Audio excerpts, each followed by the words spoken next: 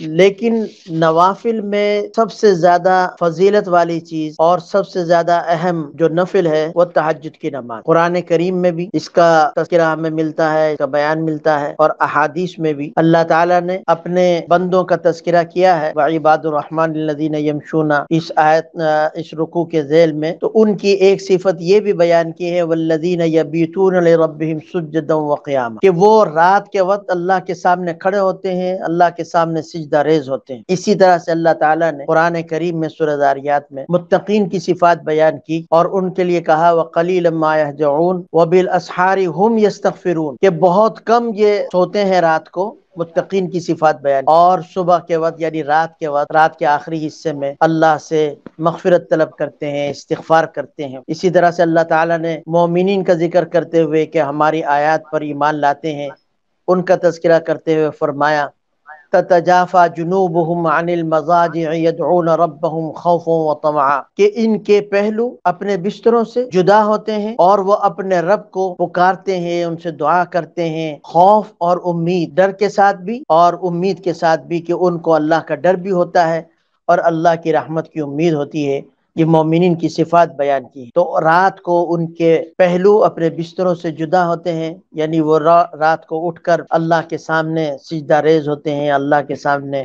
دعا کرتے ہیں، استغفار کرتے ہیں۔ یہ قرآن کریم نے مومنین کی، متقین کی اور رحمان کے جو نیک بندے ہیں ان کی صفات میں تہجد کا ذکر کیا ہے، اس طرح سے کہ وہ رات کو کھڑے ہوتے ہیں۔ خود حضور اکرم صلی اللہ علیہ وسلم کو اللہ تعالی نے فرمایا اقم الصلاۃ لدلوک الشمس الی غسق اللیل وقرآن الفجر ان قرآن الفجر کان مشہودا ومن اللیل فتہجد بہ نافلۃ لک عسیٰ ان یبعثک ربک مقاما محمودا۔ قرآن پڑھنے کی ترغیب دی ہے اور کہا کہ آپ رات کو تہجد کے وقت اس میں بھی قرآن آپ پڑھا کیجئے، وَمِنَ اللَّيْلِ فَتَہجد بِهِ نَافِلَةً لَكَ، یہ آپ کے لیے ایک زائد چیز ہے، یہ فرض کے علاوہ ایک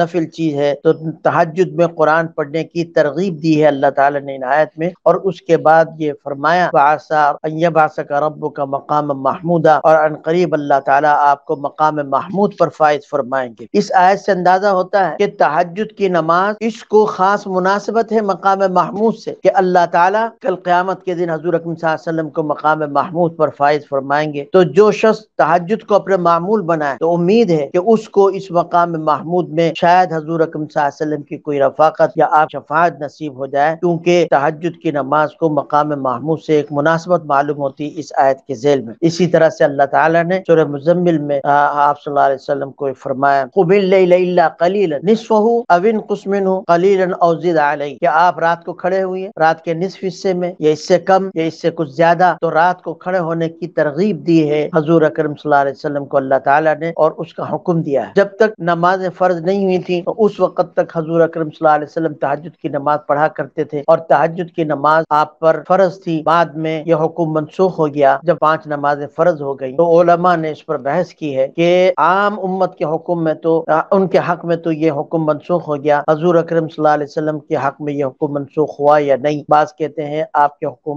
حق میں یہ حکم منسوخ نہیں ہوا، آپ پر تہجد کی فرضیت برقرار رہی، لیکن اکثر کی رائے یہ ہے کہ آپ کے حق میں بھی یہ حکم منسوخ ہو گیا۔ لیکن حضور اکرم صلی اللہ علیہ وسلم نے ہمیشہ معمول رکھا، آپ سفر حضر میں تہجد کا اہتمام فرمایا کرتے تھے، آپ کی تہجد کبھی قضا نہیں ہوتی۔ حضرت عائشہ رضی اللہ تعالیٰ عنہ کی روایت ہے کہ کبھی اگر حضور اکرم صلی اللہ علیہ وسلم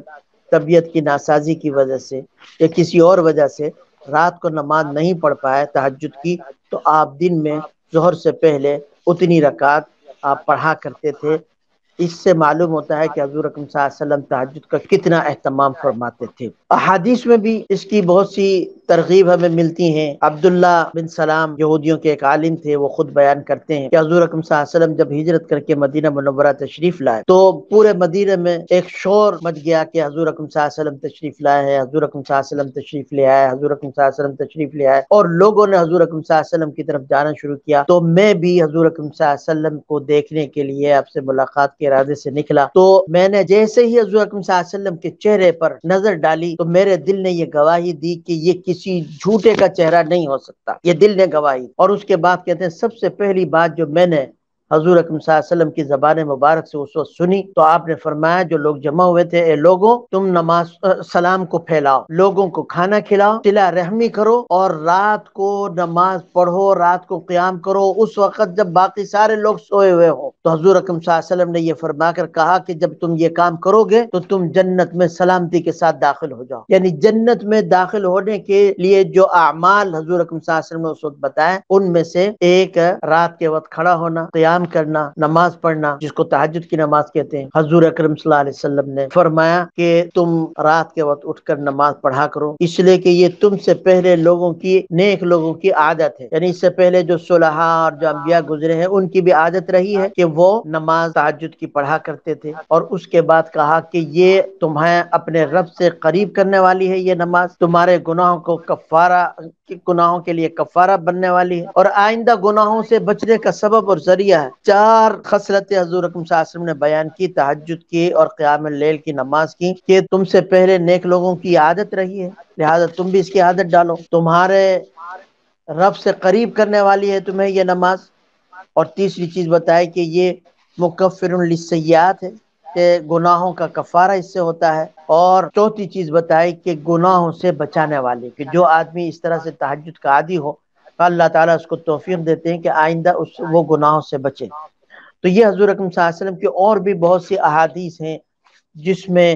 تہجد کی نماز کی فرضیت بتائی گئی ہے، اسی لیے حضور اکرم صلی اللہ علیہ وسلم کا معمول رہا ہمیشہ تہجد کے پڑھنے کا۔ تو یہ قرآن و حدیث میں ہمیں اس کی ترغیب ملتی ہے۔